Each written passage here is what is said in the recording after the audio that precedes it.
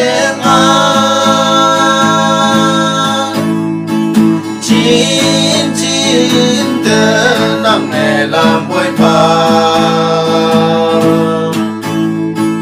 nam mình yong cu em chín đời lòng đi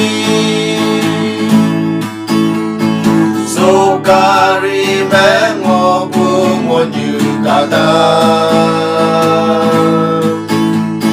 xin hai man bu ai yi ai yong no man asai te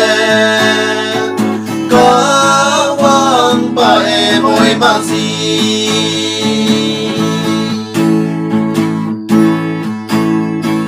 có vang ba em ôi hay man bu so cari tôi lên một bu la ô có vang ba mi ta về bên phong mong lông có vang để tôi so cari mẹ một bu một như cả ta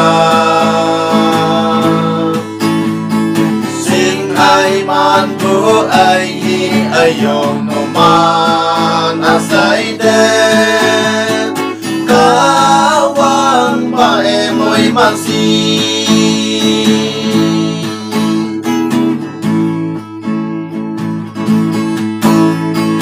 a tim la bu hong nang ngo a yo phai kem cô mẹ hồng nắng nắng ở tim là cô tăng mẹ cơ hoàng ba e anh dậy môi mà la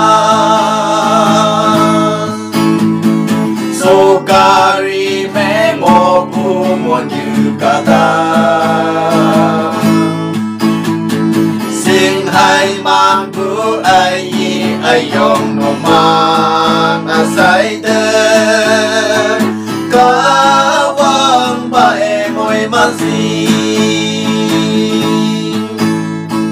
ka wang ba em ôi man si